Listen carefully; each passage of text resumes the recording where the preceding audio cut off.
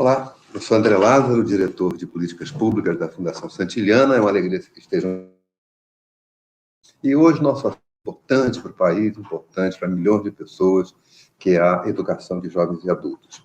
Recentemente, pelo menos 3 publicações relevantes trouxeram informações muito atuais para nós sobre a educação de jovens e adultos. O INEP publicou o 3º relatório de monitoramento do Plano Nacional de Educação, e esse plano, as metas 8, 9, 10, dizem respeito à educação de jovens e adultos. Também o IBGE publicou agora a PNAD Contínua da Educação 2019, que traz dados do 2º trimestre do ano passado, portanto, dados muito recentes, e a Fundação Santiliana, em parceria com a Editora Moderna e o Todos pela Educação, publicou o Anuário Brasileiro de Educação Básica, que também organiza as informações da educação brasileira em torno das metas do Plano Nacional de Educação. Os dados do IBGE informam que as 2 regiões, né, com maior proporção, maior quantidade e também maior proporção de pessoas analfabetas ou de baixa escolaridade, são o Nordeste e a região Sudeste, né? O Sudeste tem população muito grande, e dentro dela o número de pessoas analfabetas ou de baixa escolaridade ainda é muito alto. E o Nordeste tem esse enfrentamento bastante grande com relação à educação de jovens e adultos. E, para nos atender e conversar conosco, nós temos 2 pessoas que trabalham intensamente nessa área. Então, eu queria convidar, em primeiro lugar, a Ana Selva. Bom dia, Ana, como vai? Bom dia, André. É um prazer muito grande estar aqui, né, para tentar conversando um pouquinho sobre a educação de jovens e adultos, né, aqui no nosso panorama atual. É um prazer muito grande. Obrigado, Ana. Ana, pelo sotaque, vocês já viram. Ana é de Pernambuco. E Ana é secretária executiva de Desenvolvimento da Educação.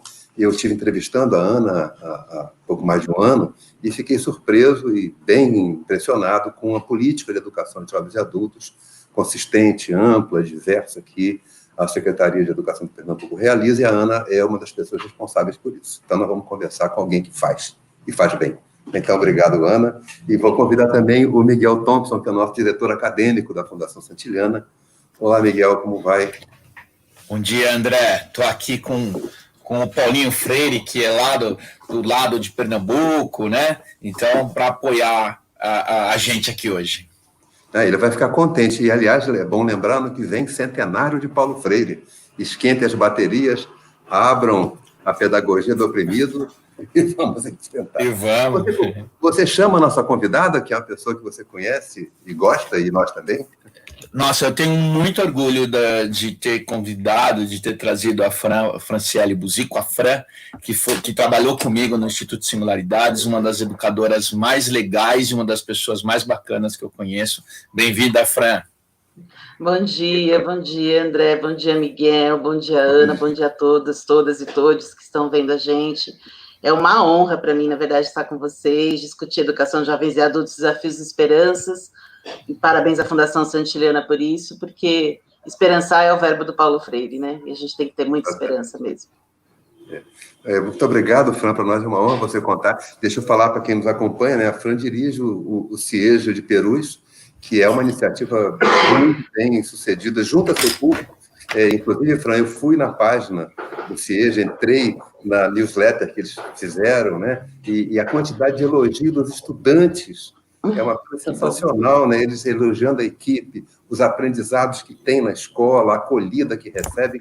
Então, nós vamos conversar hoje com os que fazem, né? Então, eu queria pedir a você, Ana, primeiro, como é que você está na França? Está bem, atravessando a pandemia? Como é que está, assim, pessoalmente? Tem sido um momento muito difícil para a gente como sociedade, né, André? Felizmente, pessoalmente, eu estou bem, com saúde, que acho que importa bastante, mas com bastante receio por tudo que a gente tem vivido, tanto na escola, quanto na comunidade de maneira em geral, né? Nosso território está passando por grandes dificuldades, acho que eu vou contar um pouquinho isso para vocês hoje, como é que a gente, como escola, tem pensado nessa articulação do território e do CIEJA Perus, né? Agora, a gente, como funcionário público municipal, da equipe gestora, a gente não pôde fazer o distanciamento social. Então, isso também é uma grande preocupação nossa, porque nós estamos na ativa desde março, nós nunca paramos. Caraca. Presencialmente? Presencialmente. A equipe gestora de todas as escolas municipais está presencialmente, apesar de toda a nossa luta de também tentar garantir nosso direito de fazer o distanciamento social e estar presente cada vez que a comunidade precisa da gente, somente, né? Mas estamos presencialmente todos esses dias. Poxa, parabéns pela coragem, professora. Eu queria chamar a Ana. Ana, como é que você está em Pernambuco? Como é que você está vivendo esse momento? Eu sei também das suas responsabilidades, imagino que não pararam de trabalhar e a luta continua, né, Ana? Miguel, oi também, né, que eu não tinha ainda visto você aqui. Gostei do Paulo Freire aí atrás, muito representativo para nós, né, especialmente nós pernambucanos. Veja, André, a gente vem aqui trabalhando muito, certo, de forma remota, né, então aqui no estado de Pernambuco. A gente vem, né, uma perspectiva da gente manter o vínculo com a escola, de todos os nossos estudantes, tanto das etapas como das modalidades todas. Então, essa foi, desde o início, uma perspectiva muito forte aqui do Estado, né, porque a gente sabe que um dos grandes desafios vai ser a questão do abandono escolar, né? Então a gente teve esse cuidado mesmo, da gente manter um vínculo desde o início com os estudantes, e, de além disso, a gente possibilitar para eles formatos diferenciados, né, de aprendizagens, né, no momento que todo mundo está se reinventando, né, os professores também, todo mundo, todas as pessoas, eu acho, né, foi um susto para a gente, né, passar pelo que a gente está passando, mas a gente vê uma perspectiva muito assim, da gente poder fortalecer, certo, esse vínculo da escola com a comunidade educacional, com todos os estudantes, oferecer diversas oportunidades para que os estudos pudessem, vamos dizer assim, ser continuados, né, nesse sentimento mesmo da importância para a vida e para a saúde mental das pessoas, de terem uma rotina, de terem objetivos, de se sentirem cuidados. Então a Secretaria desenvolveu várias ações, né, desde colocar na página, desenvolver um ambiente virtual,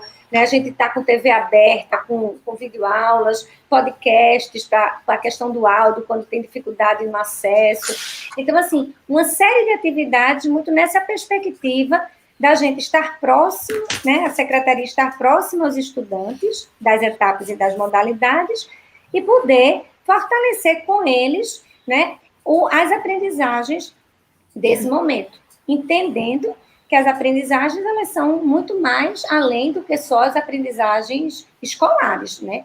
A gente está aqui falando também de aprendizagens de vida e que a gente precisa realmente também, né, dar significado a essas aprendizagens nesse contexto que a gente tá hoje, né? Mas tem sido desafiante, mas também tem sido muito recompensador, né? Com todos os depoimentos que a gente tem, com todos os retornos que a gente tem dos estudantes. Poxa, que bom ouvir esse compromisso, né, da educação pública, né, que é pouco compreendida, e particularmente na modalidade da educação de jovens e adultos. Miguel, nessa minha pesquisa sobre o CIEJA Perus, eu vi que teve um trabalho importante do Singularidade com o CIEJA e você esteve lá. E qual foi a sua percepção da escola? Como é que você vê, como é que uma escola de jovens e adultos com essa potência que o CIEJA apresentou e apresenta, né? Bom, uma coisa que eu acho muito legal, que o trabalho que vem sendo feito lá, que é a concepção de território, né? Então, o CIEJA, ele tenta, e a Fran vai contar mais, trazer a comunidade para dentro, e principalmente a comunidade carente, né? Eu, se não me engano, tinha um trabalho com haitianos, tinha trabalho com mulheres que tiveram problemas nos seus partos. Então, é um trabalho sensacional. E com singularidades, muitos educadores e muitos projetos de alunos foram feitos lá, né? Então, esse tripé que é feito entre comunidade, escola e universidade é o melhor tripé de formação. Então, na prática, a Fran conseguiu desenvolver um projeto maravilhoso de alto nível e consegue ainda tocá-lo. Então, com singularidades, muitos professores foram ajudá-los e muitos alunos fizeram trabalhos de TCC ou mesmo voluntários lá no CIEJA Perus. Legal, para quem não conhece, o Singularidade é uma faculdade de formação de professores, o Miguel foi diretor por muito tempo, e uma faculdade inovadora, né? Não era mais do mesmo, era uma iniciativa bastante interessante, e essa experiência. Então, eu vou pedir a Fran que nos conte um pouco esse vínculo território, né? Quando eu estive no Pernambuco conversando com a Ana Selva, também percebi que esse olhar para a singularidade dos territórios orienta decisões da Secretaria. Como é que você tem essa experiência em Perus? Que seus alunos gostam tanto, que o Miguel gosta, conta para a gente. O Miguel, ótimo, também adoro o Miguel. Eu sou uma fã dele incondicional.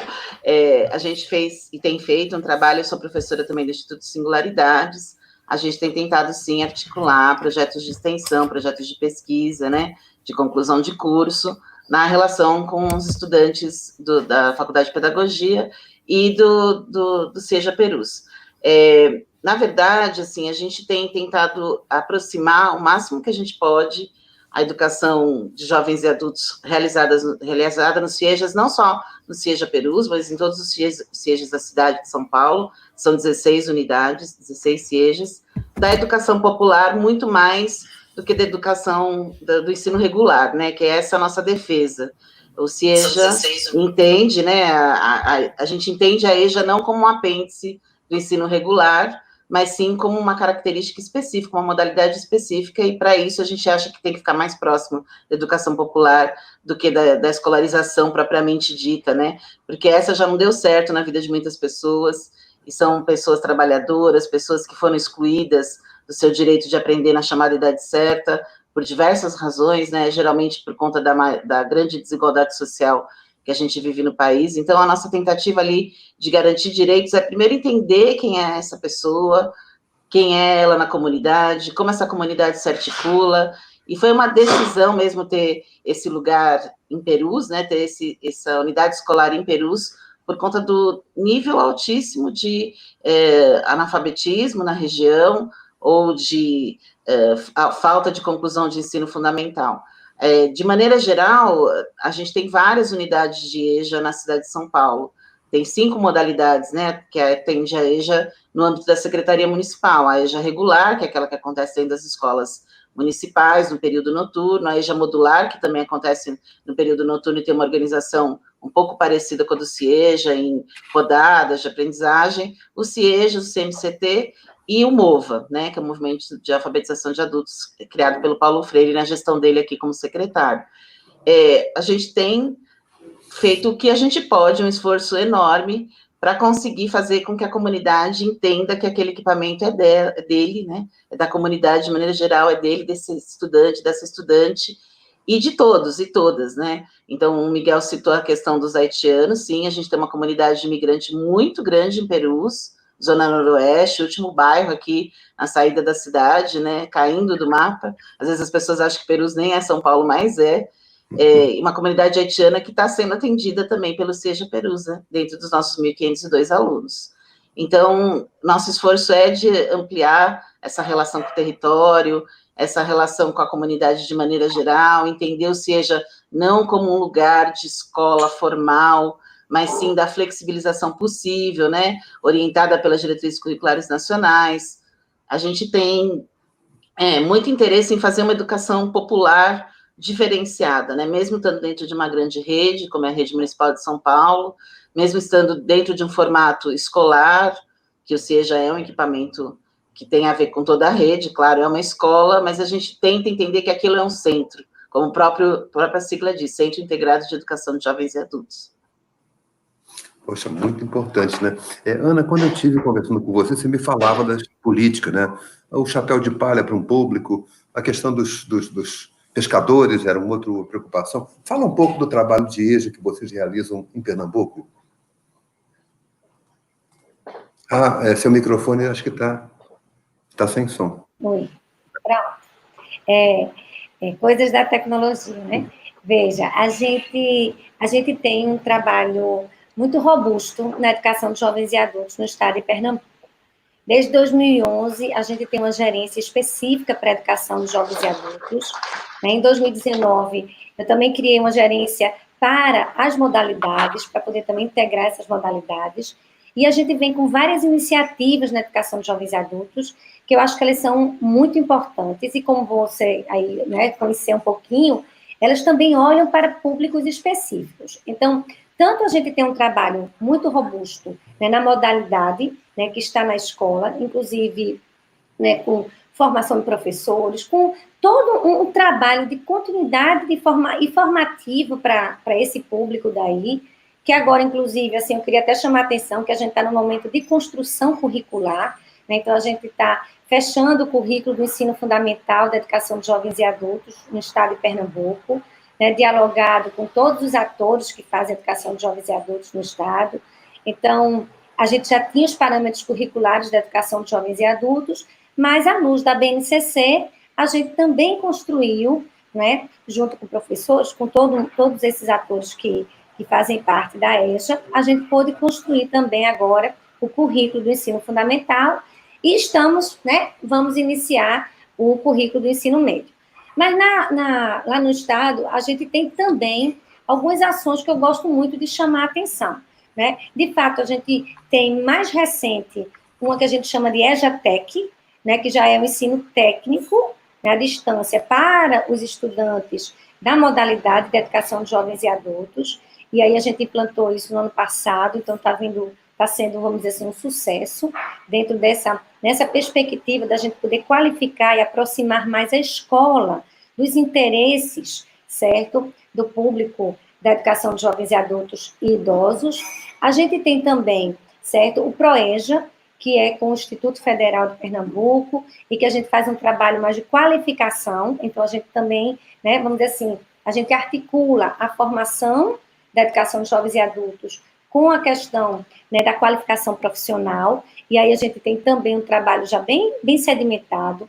A gente tem o que você estava falando do chapéu de palha, que aí ele tem vertentes específicas para a questão da pesca, a questão da fruta, que é mais na região de Petrolina, né, que é realmente de produção agrícola, e temos também a cana, né, que é exatamente para o período de entre-safra, e que a gente oferece também possibilidades, certo, de elevação de escolaridade, de trabalho com esse público que está posto, certo? Então, assim, então a gente tem o Mãe Coruja, né, que também fortalece, né, todo o papel da mulher e esse trabalho de elevação de escolaridade mais voltado, né, para essa mulher, essa mãe, que é o público do Mãe Coruja pernambucana, certo?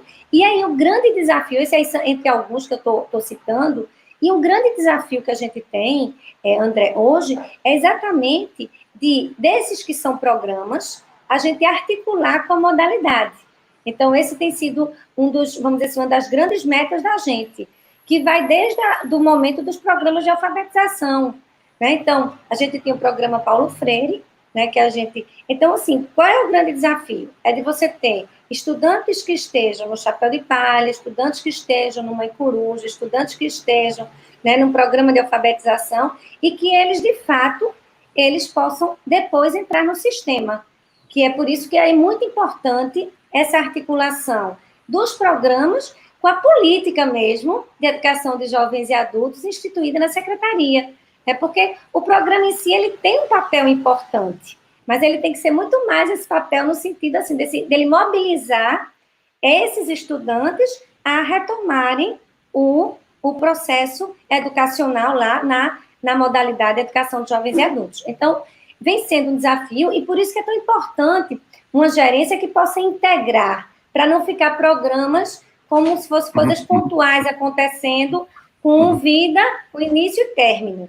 E muito mais a gente ter, de fato, uma política, né, educacional para a educação de jovens, adultos e idosos, e que essa política, por reconhecer, certo, todas as nuances, as especificidades do público, ela tem, veja, não só a robustez da modalidade em si, que está lá na escola e que tem todo um processo formativo, mas também ter essas ações que são voltadas para favorecer o desenvolvimento educacional de estudantes, desse público, mas também para motivar, induzir mesmo, né, programas indutores para o retorno deles ao sistema educacional. Então, vem sendo um trabalho, e por isso que é tão importante você ter tudo que uma política exige. Você ter, de fato, né, a questão de um currículo que é a diretriz, né, maior do que está sendo trabalhado ali na formação desses estudantes, que dialoga com o que esses estudantes esperam da escola, né, que isso é muito importante. Então, por isso que a gente sentiu a necessidade de revisitar os nossos parâmetros, mas, ao mesmo tempo, você ter algo que integre todas as ações que são realizadas, né, voltadas para o público, para não ficar coisinhas separadas, né? Mas a gente vibra muito, viu, lá com a educação de jovens, adultos e idosos. O time aí você já conheceu, né? Daniele, que é a gerente, Cláudia Abreu, que é a gerente de modalidades. Então, é um time bem animado. É um time potente. Time conhecido. Muito potente. A Cláudia, fiquei muito impressionada, que escreveu artigos muito legais, tem a compreensão freiriana do processo educativo. Parabéns mesmo, é empolgante, né? E ver isso como estrutura do Estado, né? Isso não é... É isso que foi a grande preocupação da gente, foi essa, né? De fato, não ser um apêndice, mas sim, de fato, ter uma política educacional para a educação de jovens e adultos e idosos no estado de Pernambuco, certo? Que dialoga com todas as políticas, né? Então, ela está no centro lá do processo, né? Juntamente com todas as etapas, né? E aí, isso aí também é para a educação do campo, é para tudo, viu? A gente lá é bem animado. Voltaremos aqui. Eu queria pedir para a Fran se ela pode me ajudar a... É muito comentado o trabalho que vocês fazem com os haitianos, mas para não ficar uma coisa assim meio solta, explica para a gente. Há muita referência ao trabalho de vocês, e muitos elogios, inclusive dos próprios haitianos, no site da escola que eu entrei, né? Eu vi uma coisa tão bonita, era um texto muito cheio de erros, ortográficos, né? Mas que dizia, eu vou aprender português. Seja Perus, eu vou aprender português. Então, essa confiança da aprendizagem é uma coisa que realmente me tocou muito, né? Porque o fator fundamental para o jovem adulto que retorna à vida escolar é essa autoconfiança de que ele é capaz, ele pode aprender. Conta para a gente, Fran, por favor. Olha, André, a gente nem imaginava que a gente ia atender esse público específico imigrante, né? No começo do Seja Perus, a gente atendia as pessoas com deficiência, que são muitas, os idosos, os jovens egressos do nosso próprio sistema, né? Das falhas da nossa própria rede, né? Que acabam com 15, 16 anos saindo da escola regular e indo para a EJA, infelizmente, né? Então, a gente entende que essa é uma responsabilidade nossa mesmo. O público habitual da EJA, né? Os trabalhadores, trabalhadoras. Mas, por conta da configuração do território, né, Perus tem uma grande comunidade haitiana, como tem aqui na região central também da cidade, em outros pontos de São Paulo. Eles começaram a procurar o CIEJA e, no primeiro momento, a gente tentou entender o que era realmente aquela demanda, porque muitos deles tinham escolarização pregressa feita no Haiti, uma escolarização até que razoável, né, assim, pessoas que estavam no ensino fundamental, que tinham ensino fundamental concluído, ou que estavam no ensino médio no Haiti, alguns até que já se encaminhavam para uma faculdade, ou que tinham feito algum tipo de formação técnica. Então, a gente não estava entendendo muito bem por que eles estavam procurando uma escola de ensino fundamental, mas aí a gente entendeu que a principal questão era a aprendizagem da língua portuguesa para situações de trabalho, para situações de convivência, e a gente pensou como fazer, então, uma acolhida a essa demanda, sendo que eram pessoas com uma escolarização até relativamente maior que os brasileiros e brasileiras que estavam na nossa escola.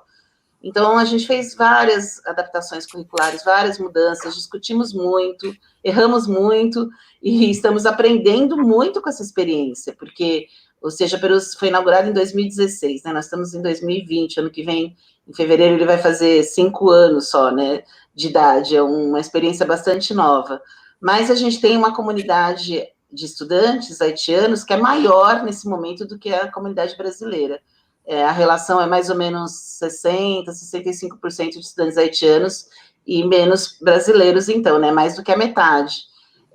A gente fez de tudo que vocês possam imaginar para acolher essa comunidade, para entender essa questão de aprender a língua. Os professores de língua portuguesa da nossa unidade escolar não são professores de segunda língua, não são professores de português como uma língua estrangeira, mas sim de língua materna. Então, precisamos recorrer ao apoio de vários pesquisadores, de várias universidades, e aí a gente tem as singularidades, a PUC, a USP, o pedido, né, da gente ter um acompanhamento, uma formação mais sistemática em relação a isso, né, o que é ensinar a língua portuguesa como segunda língua. E eu acho que a principal questão, que não é a Fran que faz, ou a equipe gestora, né, a Sheila, o Sérgio, o Altamir, mas é toda a comunidade escolar, toda a equipe docente, toda a equipe de apoio da secretaria, da cozinha, da limpeza, que foi o acolhimento. Eu acho que é nisso que está marcado o sucesso, então, o que eles elogiam, acho que é isso, né? A gente fez e tem feito, está fazendo e aprendendo a fazer um esforço tremendo de acolher, mesmo não sendo falantes de outra língua, e os haitianos são super engraçados nisso com a gente, porque eles falam, vocês só falam português aqui? Não falam mais nenhuma língua, e a gente dá risada, e se enfia num buraco de vergonha, porque é verdade, a gente só fala português aqui no Brasil, né? A gente não tem esse hábito de falar outras línguas, então eles aprendem muito rápido, né? Isso que você falou pra gente, do texto, né, produzido por eles, é uma tentativa, que bom, né, que eles vão se arriscando, não tem essa vergonha de falar, de escrever, vão perguntando muito. Então, tem sido, assim, uma aprendizagem de mão dupla tamanha. Muito bom aprender da cultura haitiana, uma cultura de resistência, né, o primeiro país do mundo que aboliu a escravização, que fez a sua própria liberdade, né, que tem uma história de luta muito constante, e a gente tem que lidar com as mazelas, né, e discutir com eles as mazelas do nosso país, infelizmente, que é um país extremamente racista, né, estruturalmente racista, e que também eles, por serem imigrantes negros, sofrem tudo isso assim que chegam aqui, né. Então, a gente tem feito essas discussões, né, sobre racismo, sobre xenofobia, e aprendendo muito com essa comunidade que nos ensina diariamente a entender o que é a educação de jovens e adultos, quais são as demandas, e como a Ana bem disse, né, é um trabalho de escuta, é adaptação à realidade. Não adianta a gente ter um currículo pronto na cabeça, querer fazer determinada coisa, se a comunidade demanda outra, né, e a gente tem que descolar essas questões do ensino regular, né. Eu acho que o grande problema da EJA atualmente, pelo menos do meu ponto de vista, é que tem muito espelhamento no ensino regular, né. Tinha que ter uma formação de professores específica, uma configuração específica, uma sala de aula com organização específica, porque a EJA é uma modalidade que merece que o direito das pessoas que não puderam estudar na chamada idade certa tenha a garantia, né? A gente precisa garantir esse direito. E para isso a gente precisa que seja tudo olhado para eles, inclusive o financiamento, né? Inclusive dinheiro. Então, nós vamos entrar já no financiamento, porque o Miguel e eu até hoje estamos um pouco de ressaca pela festa do Fundeb. Ai, né? Nem fala. Começou na votação na semana passada e a gente continua em festa, esperando agora que o Senado diga sim, vamos em frente. Eu queria fazer uma pergunta para o Miguel. A gente conversa muito quando tem essa chance de conversar, receber pessoas como vocês, né? Miguel, o que a gente precisa aprender com a educação de jovens adultos para que a nossa escola seja mais acolhedora? Só um comentário muito breve, né? Eu estou trabalhando com pesquisadora sobre educação indígena na escola e do campo, e as narrativas dessas questões que tanto a Ana quanto a Fran trazem, né? de como essas escolas se integram com a comunidade, acolhem, né? O que você acha que a gente precisa aprender? Não é que pode, não, que a gente precisa aprender. Eu sou meio redundante, né, André? Eu peguei aquele texto do Rubem Figueiredo, que depois, se a Bia conseguir encontrar, eu acho que existe essa concepção de diversidade de cultura, e que todos têm um conhecimento, é fundamental nesse processo de educação, que tem muito mais uma imersão na cultura do que no processo formal de educação. Então, uma das coisas, eu fui professor de EJA há alguns anos, e sempre os alunos traziam um conhecimento que eu não conhecia, urbano, né?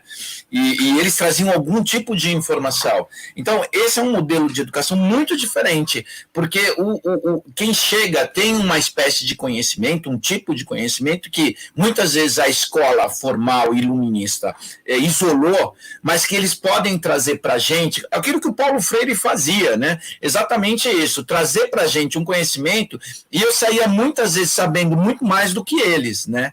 Então, acho que primeiro reconhecer no outro uma sabedoria, e todos temos sabedoria, saber usar esses conhecimentos prévios, há técnicas para isso, e transformar a conexão desses conhecimentos prévios com os conhecimentos formais que a gente quer, no caso a alfabetização, ou conhecimento técnico, como a Ana Selva contou, numa potência significativa. Então, acho que a primeira coisa é respeitar quem está do outro lado, como uma possibilidade de ser humano capaz e sábio, e trazer essa sabedoria para o processo formal da escola, como o construtivismo faz. Então, na época que eu trabalhei como professor de EJA, foi isso que eu aprendi muito, viu, André? Eu também trabalhei com EJA e me impressionava como esses estudantes superavam obstáculos para chegar à escola. Quando eu dava palestras falava de educação dos adultos, eu costumava fazer uma pergunta para os públicos, né? Quem começou a aprender uma segunda língua e parou? Em geral, para gestores, né? E todos para os quais uma segunda língua é fundamental, o domínio do inglês, né? Quem começou e parou? E a maioria tinha vivido essa experiência em algum momento da vida, né? Então, e tentando lembrar as pessoas que os nossos estudantes de EJA não têm a jornada de trabalho que nós temos, tem uma jornada de trabalho muito pesada, em geral, esforço físico, desgastante. Portanto, quando eles chegam à sala de aula, tem uma esperança, uma confiança na aprendizagem que eu acho que é muito estimulante para nós, professores. Eu queria entrar nesse assunto do Fundeb, porque há muita animação e justificada que a gente vai conseguir melhorar o nosso financiamento a médio prazo, pelo menos, né? Ana, como é que você vê a questão do financiamento da EJA e que esperanças você tem para o Fundeb com essa possibilidade da gente ampliar a questão do atendimento? André, assim, eu primeiro queria até colocar dessa parte anterior, que eu acho que era muito importante, que você estava colocando, e que Miguel também colocou, e Franciele também, de primeiro que eu acho que é muito importante se acreditar no potencial dos estudantes da educação de jovens e adultos e idosos, né? Eu acho que é fundamental que se acredite sim, e que por isso, veja, entendendo a especificidade, a singularidade desse estudante, se tem essas políticas específicas mesmo para a educação de jovens e adultos, para a formação de professores, né, que é todo um desafio que Pernambuco vem tendo, né, de ter toda uma política de formação específica para o professor da educação de jovens e adultos, e não alguma coisa que seja, vamos dizer assim, um espelho, como estava falando a Franciele, do que é feito na etapa, né, mas algo específico para a educação de jovens e adultos, para o professor da educação de jovens e adultos, para pensar essa sala de aula da EJA, certo? E, inclusive, também a gente tem um trabalho muito forte lá no Estado na educação em prisões, que é, né, que eu não podia deixar de citar aqui, certo? Que também, veja, é educação de jovens e adultos, mas com uma especificidade muito grande. Então, o que eu acho que é muito importante, de fato, é que haja, vamos dizer assim, essa compreensão do estudante, da singularidade desse estudante, e que a gente possa pensar o processo pedagógico olhando para este estudante. E não você pensar isso desconectado de quem é esse estudante. E por isso que quando a gente fala de educação de jovens e adultos, a gente olha e vai assim, ver tantas iniciativas acontecendo, né? Por quê? Porque a gente precisa, enquanto sistema educacional também, chegar junto desse estudante e fazê-los acreditar que eles podem sim, como você estava falando aí da segunda língua, eles podem sim, certo, retomar os seus estudos e ter muito sucesso no seu processo. Veja, do ponto de vista de financiamento, né, a gente entende que é fundamental, né, então a gente também, vamos dizer assim, eu acho que estava todo o Brasil na área de educação ligado, né, naquele dia na Câmara dos Deputados em relação aos resultados que iriam vir dali, né, mas um cuidado, assim, muito grande de que a gente possa, de fato, certo, ter, que eu acho que é muito importante, garantir o financiamento, ele é fundamental, mas garantir também, certo, políticas, né, de continuidade para ações que são muito importantes, elas também têm que estar atreladas. E aí, quando eu estou falando aqui, por exemplo, eu estou falando hoje especialmente sobre, por exemplo, o PMLD, que é um programa de livro didático que a gente está com isso parado na educação de jovens e adultos. Né? Então, a questão do pró-jovem, que a gente não teve ainda o retorno, a questão do Brasil alfabetizado, que a gente não teve o retorno. Então, eu acho que é muito importante, sim, o financiamento, né, fundamental para poder os estados desenvolverem suas políticas, mas que a gente precisa ir além do financiamento, né, porque não é só o financiamento que vai garantir para a gente, vamos dizer assim, um êxito na política educacional da educação de jovens e adultos. Então, a gente ficou também muito feliz, assim, muito empolgado, né, de a gente poder ter o Fundeb como algo permanente, né, que eu acho que é o grande desejo, para não virar essa questão política aí, não é? Mas, de fato, ser algo permanente. Mas a gente continua preocupado com outras coisas que também estão perpassando, vamos dizer assim, nosso momento e que também são fundamentais dentro de uma política educacional. Poxa, muito bom. É triste, né, Ana? Porque, de fato, a educação dos adultos já mereceu importantes avanços, a sua inclusão no Fundeb, a sua inclusão no conceito de educação básica, o livro didático, a alimentação escolar, exatamente, transporte, políticas direcionadas à educação de jovens e adultos para garantir que esse direito se realizasse, né? E se realize. Está nos acompanhando aqui a Beatriz Maia, que trabalha conosco, que a Beatriz sempre está de olho nas redes sociais com as questões. Olá, Bia, tudo bem? Temos uma questão boa para nós? Tudo bem, André. Bom dia, pessoal.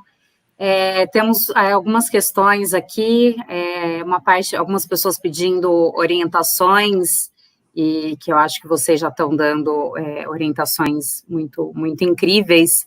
Eu vou aproveitar, André, também para dar a dica do anuário, né, que está aqui no canto inferior esquerdo da nossa tela.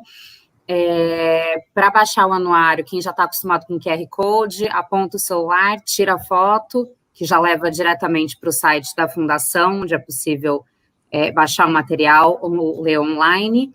E embaixo, esse mod.lk/anuar20 é um link, se você digitar ele no navegador, leva direto para a mesma página, ou então nos comentários do YouTube, do Facebook, eu estou deixando o link, vou deixar atualizado depois no vídeo.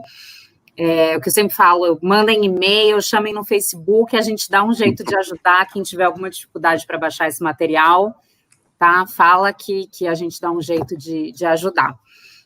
Eu vou trazer uma pergunta que eu achei bastante interessante aqui, da Deia Leandro, no YouTube, que ela pergunta sobre a experiência aqui das nossas convidadas em relação ao EJA com pessoas surdas.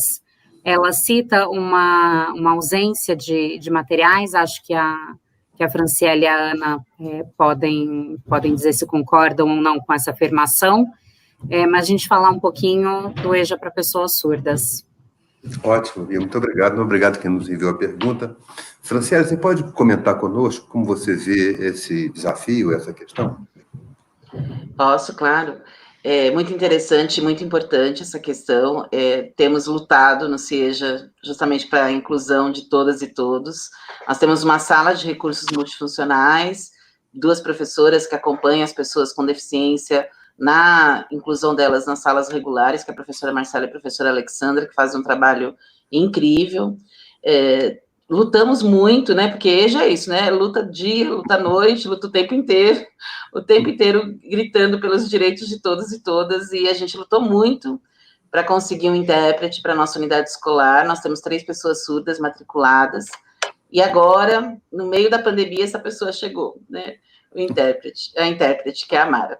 Ela está lá, lutada agora, na verdade, um contrato que a prefeitura faz para a nossa escola, né, e fizemos um super trabalho com elas, temos feito, né, as professoras mediando, eles pensam em atividades, em vídeos, né, os professores das salas regulares, a Mara faz a janela de tradução e a gente tem feito uma comunicação, a gente considera eficaz, né, em relação à possibilidade de ter a interpretação em Libras das atividades que os professores e as professoras propõem para as salas regulares.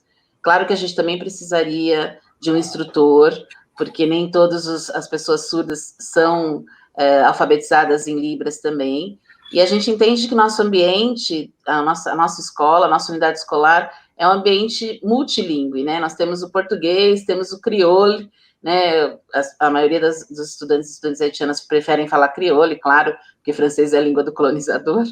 E a gente tem também o ensino de inglês, a gente tem uma oficina de italiano, a gente tem a Libras como uma língua circulante, né? A nossa sinalização na escola, a gente procura colocar em português, em Libras, em crioulo, a sinalização dos espaços escolares. Então, temos feito um trabalho, a nossa luta resultou na contratação da intérprete, e agora a gente aguarda, quando a gente voltar presencialmente, para poder ter uma interação dessa intérprete com esses nossos 3 estudantes surdos.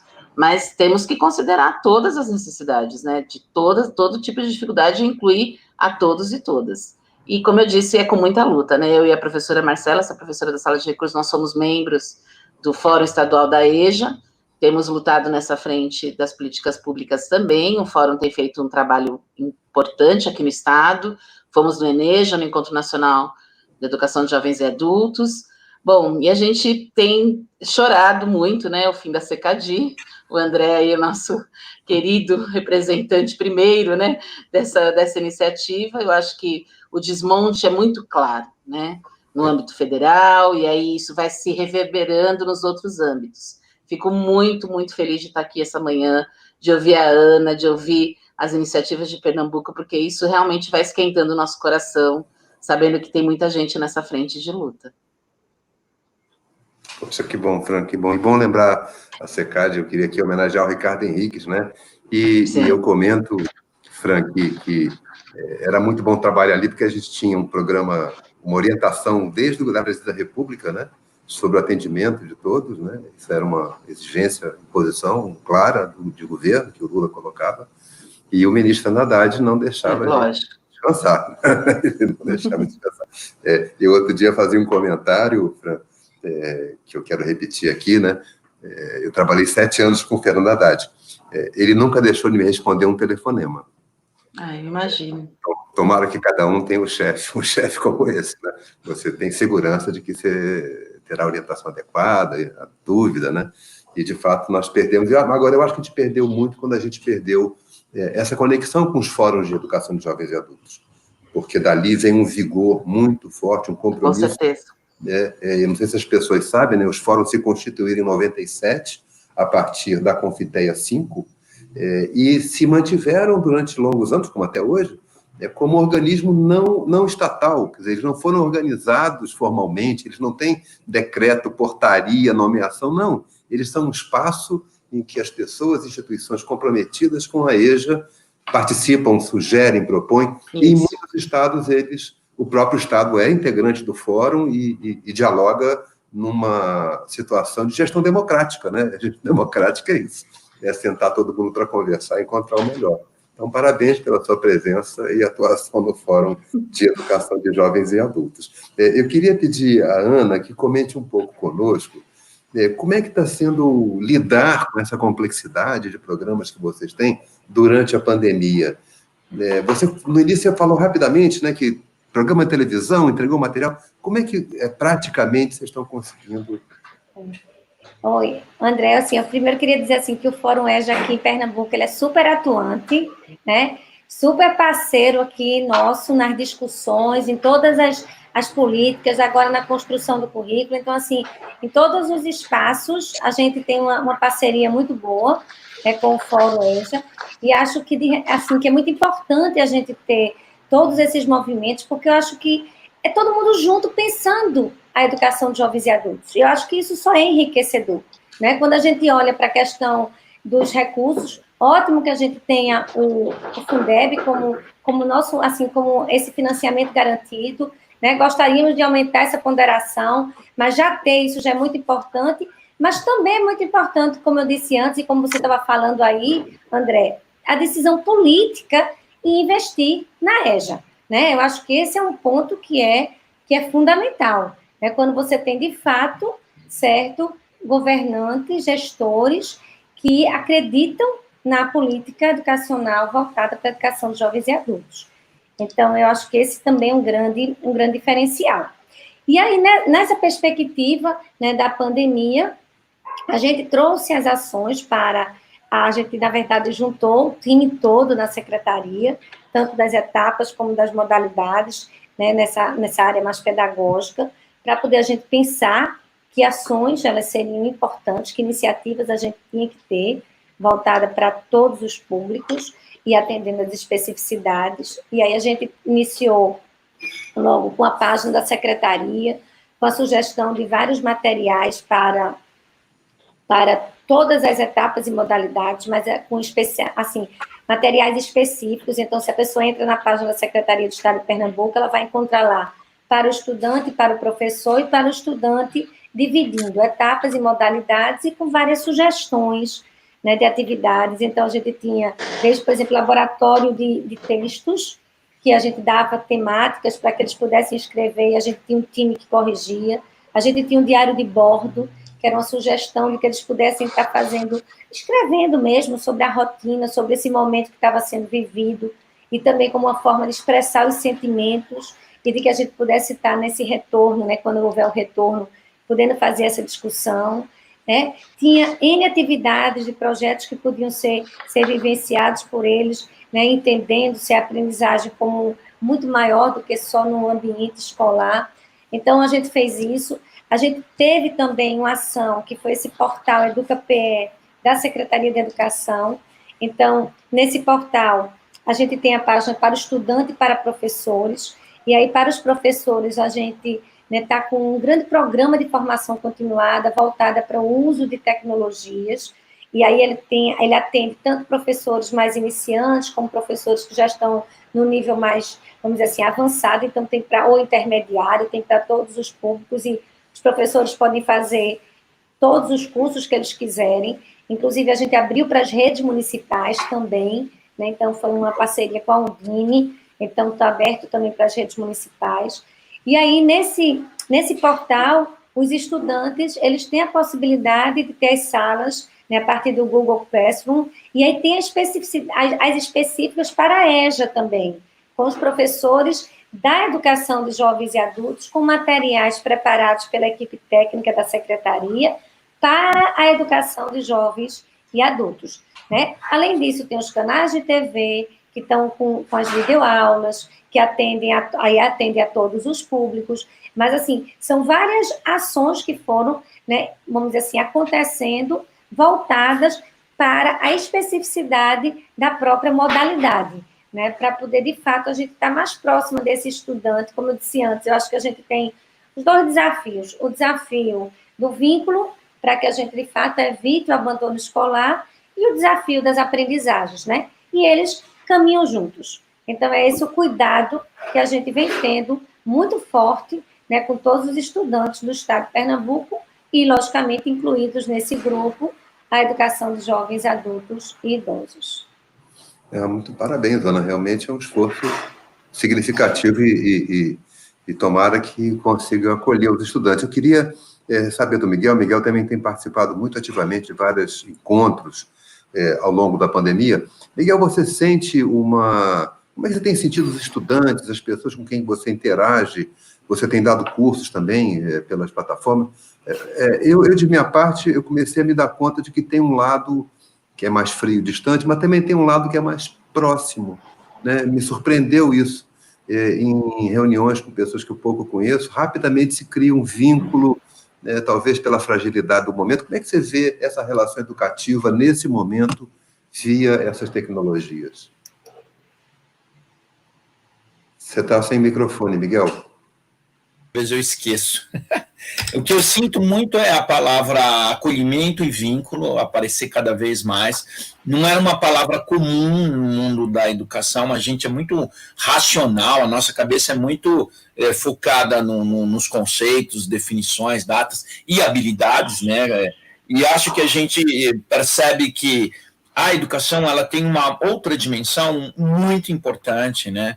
Que o Antônio Damasio discutia muito naquela história do erro do Descartes, nos muitos livros que ele discute a influência da emoção no processo educativo. Então, eu acho que a gente sai dessa situação tão trágica que vivemos muito mais tocado, né? A educação ela é muito mais um toque emocional do que qualquer outra coisa. Qualquer professor maravilhoso, ele tem muito mais influência no seu poder de transmitir emoção do que de transmitir os conceitos em si, né? Então, acho que o que a pandemia tem trazido, de uma forma geral, é uma questão da humanidade. Por outro lado, também há o outro lado mais radical, que não está nem aí e tudo, mas não no mundo da educação. O mundo da educação está trazendo muita humanidade, viu, André? Então, acho que nesse sentido a gente volta, quando a gente voltar, com uma percepção diferente do processo educativo. Ele não é só razão, ele não é só conceitos racionais. Então, acho que a pandemia trouxe essa necessidade da gente enxergar o outro com dimensões muito maiores do que a lógica literária. Então, eu vou pedir, há muitas perguntas aqui, acho que a Fran pode nos ajudar a responder, sobre como estamos trabalhando, vocês estão trabalhando com a educação de jovens e adultos, com pessoas que não têm acesso às redes, que, na verdade, é um contingente muito grande, né? A gente sabe que o celular é acessível para a maior parte da população brasileira, está 90 e tantos % de acesso ao celular, mas não significa acesso à rede de dados, acesso livre a plataformas, né? E estudar pelo celular, vamos combinar que é um esforço bem grande, né? A gente, às vezes, recebe texto pelo celular, fica desesperado para poder... Bom, também eu sou velho, não sou parâmetro para nada. Fran, conta para mim, por favor, como é que vocês estão trabalhando com seus estudantes durante a pandemia. Eu acho que a pandemia só explicitou algo que a gente já vive muito constantemente na educação de jovens e adultos, que é a exclusão social marcada, né, nos corpos e nas histórias de vida. Então, a pandemia, ela trouxe maiores dificuldades, com certeza, né? Um público, uma comunidade que habitualmente está fora das políticas públicas, habitualmente não é atendida e que também não tem recursos tecnológicos e nem letramento digital para tal. Tivemos muito problema, estamos tendo muitos problemas. No primeiro momento, a nossa tentativa de contato foi enorme, assim, logo em março, quando tudo aconteceu, né, que as pessoas entraram no distanciamento social, a gente tentou toda a forma de contato, mas tem uma alta flexibilização aí de espaços das pessoas, né, porque elas precisam garantir as condições objetivas de vida, e não necessariamente elas estavam na mesma localidade onde elas estavam no momento da matrícula, que tinha sido 1, 2 meses anteriormente a essa data, né, então, mesmo a gente tendo um contato telefônico de fevereiro, às vezes em março esse contato telefônico já não era mais, porque essa pessoa nem tinha esse aparelho telefone mais. Então, está sendo bastante difícil, por conta da alta vulnerabilidade mesmo. Então, nossa tentativa, no primeiro momento, foi de conseguir o máximo desses contatos, de organizar esses contatos em grupos no celular. Então, cada professora ficou responsável por 3, 4 turmas. Nós temos 70 turmas no CIEJA, porque o CIEJA são 6 períodos, né? 2 de manhã, 2 à tarde, 2 à noite, 1.502 alunos. Então, nós organizamos uma divisão para que esses professores e essas professoras fizessem esse contato. Fizemos uma primeira organização de cadastro pela vida. Nesse primeiro momento, assim, lá em março e no começo de abril, a gente nem pensou ainda nas questões de aprendizagem, a gente foi atrás de conseguir doações de cesta básica, de doações em dinheiro para comprar alimentos, porque a gente entendeu que essa era a necessidade urgente e continua sendo.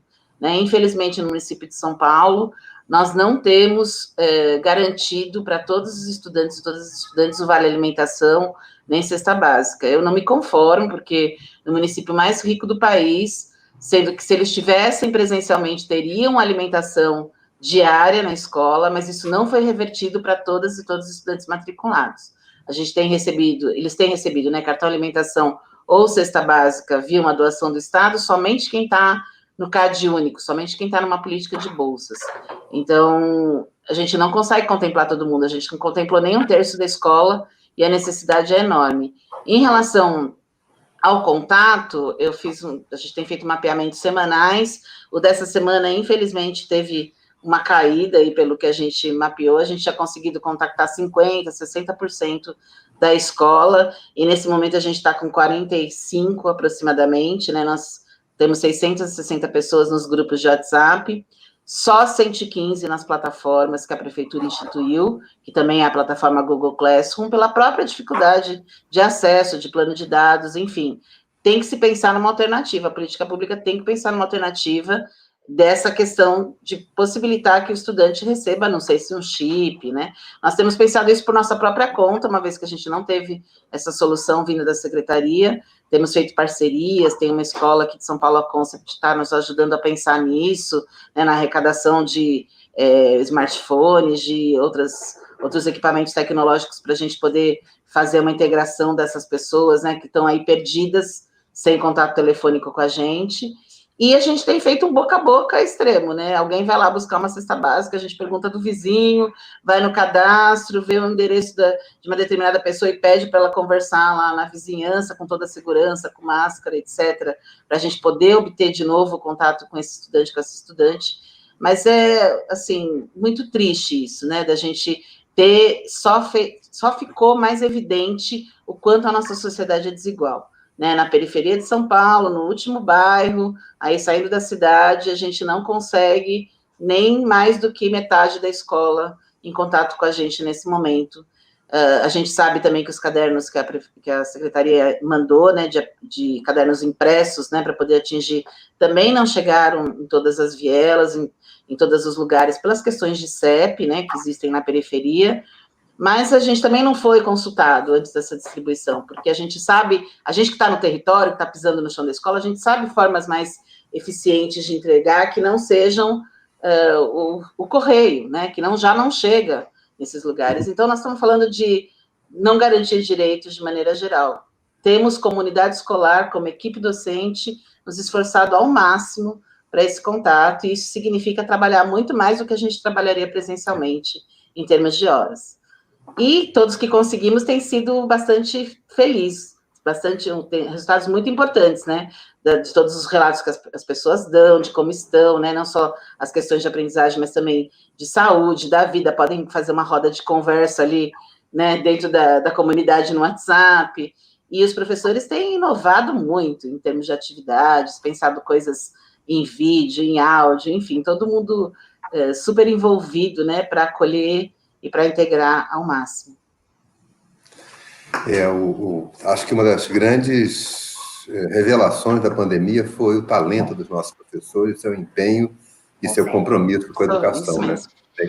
E que transcende qualquer tipo de vínculo estritamente profissional, quer dizer, no sentido assim, eu ganho ou não ganho. Não é isso. A minha percepção, ouvindo professores e conversando, é que pulou na frente a função educacional. Eu sou educador, e eu não vou deixar os meus estudantes sem um contato, sem um vínculo, né? Porque esse vínculo ultrapassa... Mostra um compromisso muito forte com a educação, né? Por parte dos professores, né? Também você sente isso em Pernambuco, Ana? Completamente, completamente. Os professores, assim, aqui do estado, eles deram um show, na verdade. E aí, como o Franciano estava colocando, a gente percebe, veja aqui, várias iniciativas foram feitas, mas as iniciativas mais poderosas eram aquelas que tinham o link do professor da turma com os estudantes. É pelo WhatsApp, é pelo e-mail, é porque mora junto e pegava impresso e levava para o aluno. Mas, assim, veja, de fato, né, o papel desse professor nesse processo, em termos desse vínculo com o estudante, foi fundamental. Né? E, por isso, a gente até estimulou muito as escolas aqui no estado a terem essas iniciativas, né? Assim, valorizamos muito essas iniciativas autônomas das escolas, porque, de fato, elas eram as mais poderosas. Né? Então, o WhatsApp é o canal mais poderoso, porque está todo mundo ali no grupo, todo mundo tem um celular, e aí você pode, sim, mandar, às vezes, um videozinho, você pode fazer uma pergunta ali e instigar uma discussão, você pode fazer N ações. Então, assim, a gente hoje olha muito fortemente isso, de que, de fato, veja, houve uma reinvenção muito grande de todos nós, profissionais, né? A tecnologia chegou com tudo na vida da gente, a gente só está junto aqui hoje por conta da tecnologia, certo? E que isso foi muito, vamos dizer assim, muito poderoso no sentido de que todo mundo buscou essa reinvenção no compromisso que se tinha, mas que, ao mesmo tempo, colocou agora a tecnologia e o acesso a ela como ordem de prioridade máxima para todas as gestões, né? Por quê? Porque a gente percebe que até o retorno, ele volta tendo necessidade de a gente ter também, vamos dizer assim, continuar usando-se bastante a tecnologia como apoio, né? Em função do tempo, do percurso que a gente tem ainda para trilhar. Então, assim, bem desafiante, mas, assim, de parabéns para todos os nossos professores, viu? Eles são incríveis. Bom, nós estamos chegando ao fim, mas eu não queria terminar sem duas questões. Uma, alguém nos escreveu, a Maria Verônica Pereira da Silva, sou do Rio de Janeiro, da Universidade do Estado do Rio de Janeiro, yes! O UERJ Resiste, ex-aluna da EJA e hoje pedagoga em formação. Parabéns, Verônica. O UERJ Resiste, é nós. E eu queria também fazer duas homenagens aqui, três, a rigor, da Jane Paiva, colega da UERJ, guerreira da EJA, a Annelise, que é da Federal de Minas Gerais e desenvolveu uma pesquisa a respeito exatamente de perfis como o da Verônica, que são ex-alunas de EJA, ingressam à universidade, e uma pessoa que eu tenho muita admiração, que é o Elionaldo Julião, da UF. O Elionaldo é dedicado à educação nas prisões, e é um tema difícil, um tema complexo, e ele tem se dedicado muito a esse tema, com uma articulação internacional. Então, é legal saber que pessoas como o Leonardo nos ajudam a pensar a educação como um direito de todos. A pergunta que eu queria fazer a vocês, que rapidinho, Miguel, pode começar com o Miguel e a gente roda antes de terminar, dessas mudanças que a educação foi obrigada a adotar, às vezes eu leio algumas matérias ou alguns textos de colegas meio assustados, porque agora a educação à distância vai ser adotada como a única forma e tal, e eu não sinto que seja esse o ambiente. Então, como vocês estão na linha de frente, assim, Miguel, então começa por você. O que você acha que fica de nossa aprendizagem durante a pandemia? Porque um dia ela vai passar, ela vai passar. Né? O que você acha que fica? E se o que fica nos ajuda a dar educação de qualidade ou nos expropria do fundamental da relação educativa? Eu acho que fica importante que é possível usar as novas tecnologias. Tá aberto? Tá saindo? Que é possível usar as novas. É possível usar as novas tecnologias de maneira balanceada com o presencial, que é muito importante a gente reagir também com um certo ataque de grupos empresariais ligados ao EAD, que querem só aproveitar o momento para jogar um monte de conteúdo sem uma estruturação tecnológica, e que é possível criar afeto também no online. Então, acho que para mim fica muito isso, viu, André? Legal. Ana, como é que você vê, você como uma gestora com tanta experiência, tão reconhecida pelo seu trabalho, o que você acha que fica, e se o que fica é bom para o direito que você defende tão sistematicamente? Veja, André, eu tenho colocado muito fortemente, quando eu estou conversando, eu acho que 2 legados assim, dessa pandemia. Um legado, de fato, é a importância das tecnologias, elas, de fato, continuarão sendo utilizadas, e aí elas passam, de fato, para, vamos dizer assim, ordem de prioridade dentro das gestões. Eu acho que isso se torna muito importante. E quando eu digo prioridade, é não só garantir o acesso, garantir o equipamento, e eu falo da gestão, não falo só da gestão estadual, mas eu falo dos deputados que estão lá na Câmara de Deputados, então o governo federal, eu falo de todas as instâncias, certo?, que estão aí colocados para isso, inclusive deputados federais aqui ligados ao Estado de Pernambuco estão com várias emendas voltadas, com projetos voltados para a garantia de equipamento e acesso à internet, certo? Para, vamos dizer assim, os brasileiros. E a questão da tecnologia, a formação do professor na área de tecnologia, porque não adianta só você garantir o equipamento e o acesso, se o professor ele simplesmente pegar aquela aula e dizer assim, não, agora eu vou fazer uma aula expositiva usando a tecnologia, não é esse. Então, de fato, o uso da tecnologia, ele vem atrelado também à formação de professores, para que eles possam estar fazendo um bom uso dessa tecnologia, né, e articulando, né, com o ensino presencial. Então, eu acho que, assim, esse é um dos legados, é como a tecnologia, ela passa, de fato, a se inserir nas vidas da gente e na escola e na educação. E que aí eu acho que todo mundo tem que se mobilizar nesta direção para garantir a garantia do direito. Agora, o outro legado que eu acho que vem também é o cuidado. É o cuidado com as pessoas, o cuidado do outro. Né? Então, eu digo muito assim, eu acho que essa máxima que a gente tem das máscaras, de que eu uso a máscara para proteger o outro, e o outro usa a máscara para me proteger. Eu acho que é a máxima de hoje. A gente se mantém em isolamento social para proteger o outro. Né? Então, a gente está, assim, voltando a, vamos dizer assim, valores mais coletivos, da coletividade, da gente pensar no outro indivíduo.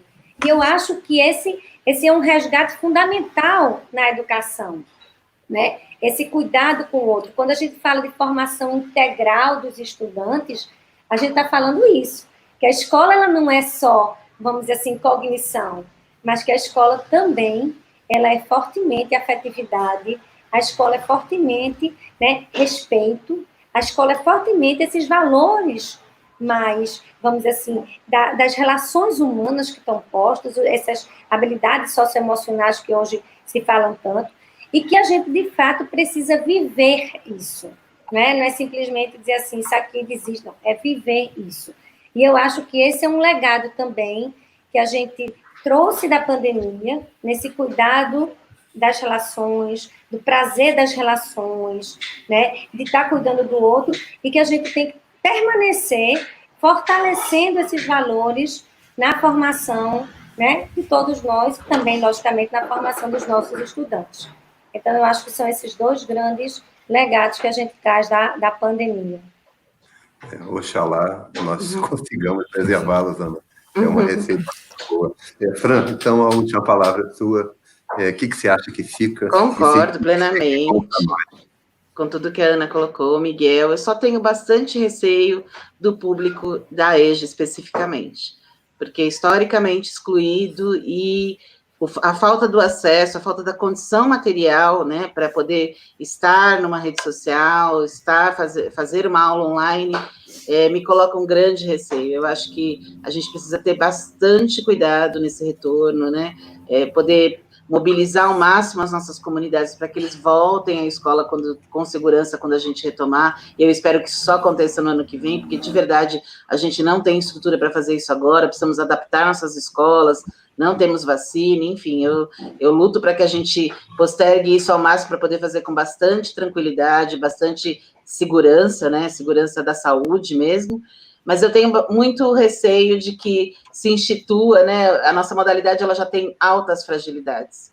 Eu tenho muito receio que se institua uma política de aula online, esse tipo de coisa, que a gente sabe que não é o ideal para a educação de jovens e adultos, né, nem de longe. Acho que para o ensino regular, a gente até pode fazer uns exercícios, né, inserindo tecnologicamente, como a Ana disse, os nossos professores, os nossos estudantes, ao longo da escolarização deles, isso é altamente necessário, porque estamos no mundo tecnológico, mas eu tenho medo que o que aconteça com a EJA é, mais uma vez, a exclusão. Então, vamos lutar também para que esse ensino presencial tenha muita qualidade e que a desigualdade social não seja tamanha como tem sido, para que as pessoas também possam acessar aquilo que elas bem desejarem, né? Ter os seus equipamentos eletrônicos, enfim.